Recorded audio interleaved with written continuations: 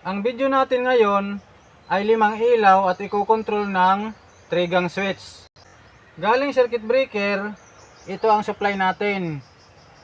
Line 1, line 2. Ang line 2, dito natin i-connect sa 4 na line 2 ng receptacle.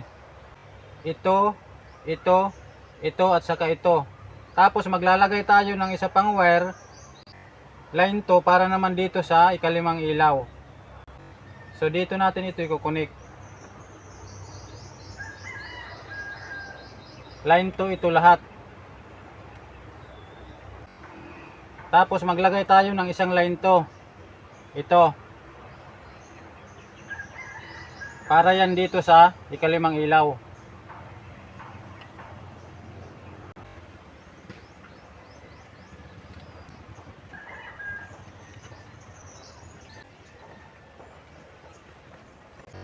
Ang line 1 naman, dito natin i-connect papunta sa 3 gang switch. Supply yan para dito.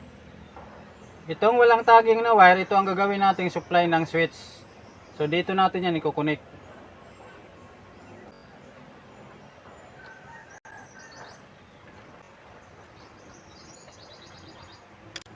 Ang dulo naman ito yan, walang tagging. Dito na natin yan i-connect sa 3 gang switch. Ito ang 3 gang switch natin. Nilagyan ko na yan ng jumper. Itong supply ng switch natin, dito natin yan i-connect sa may jumper. So itong walang tagging na wire, dito yan.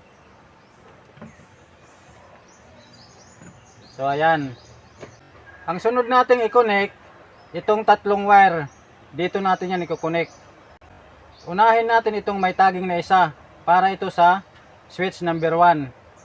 So dito yan.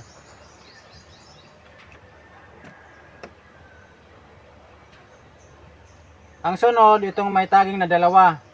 Dito natin yan i-connect sa switch number 2. Dito yan. Tapos itong may tagging na tatlo, dito naman yan para sa switch number 3. So dito yan. So nakakonek na lahat yung wire natin sa switch. Supply, return ng switch 1, return ng switch 2, return ng switch 3. So ang dulo nitong return ng switch number 1, may tagging na isa. Ito yan. May tagging na isa. Dito natin yan i-connect sa unang receptacle at sa pang-apat na receptacle. So ang line 1 nito, ito yan. So dito natin yan i-connect sa may tagging na isa. Yan. Tapos itong receptacle number 4, dito rin yan. Ayan.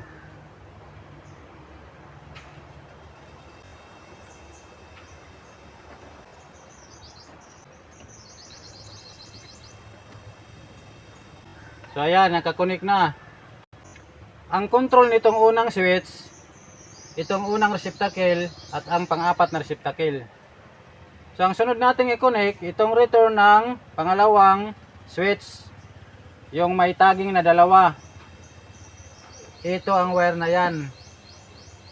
So ito yan. Dito naman natin yan i-connect sa pangalawang receptacle at pang-apat. Ay ito, pangatlong receptacle pala ito, pangatlo, hindi pang-apat. So itong return ng pangalawang switch, dito natin yan i-connect sa pangalawang receptacle at pang-apat na receptacle. So ang wire nito, ang line 1, ito yan. Dito natin yan i-connect. Ito naman, ang line 1 nito, ito yan. Ito. So dito na natin yan i-connect.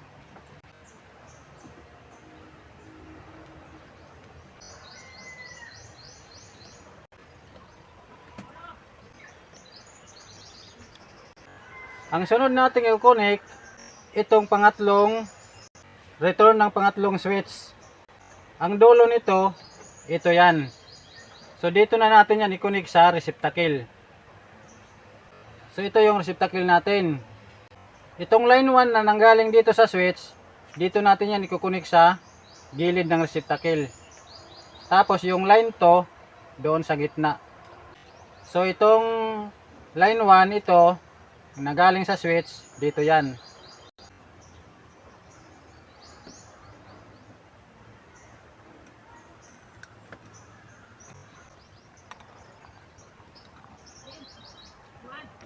So itong line to dito na yan.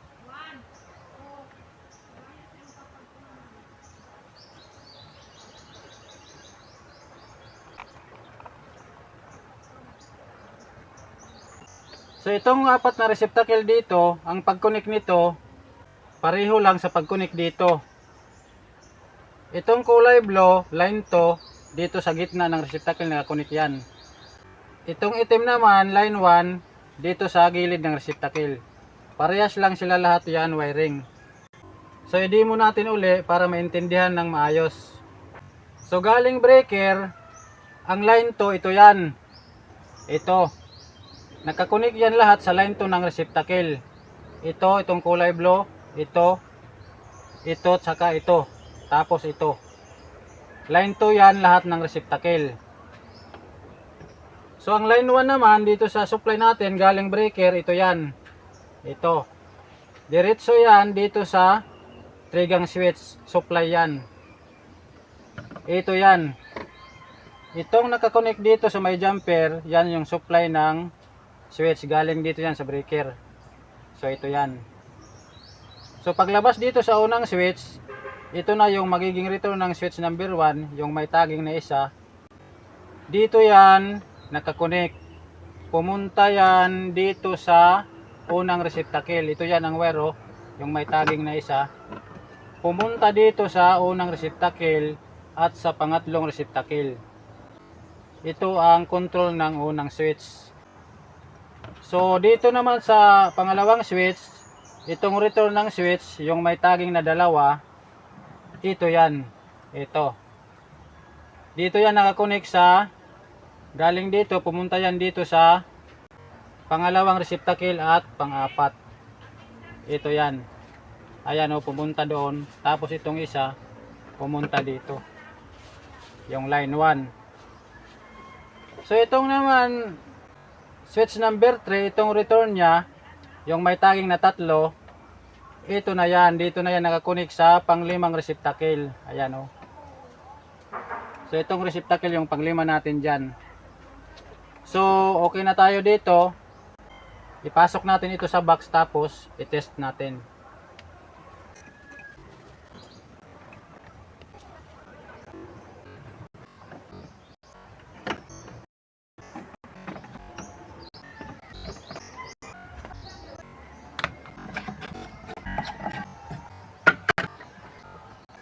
I-on natin ang circuit breaker.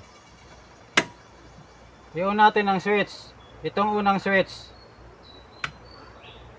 Itong pangalawa. Itong pangatlo.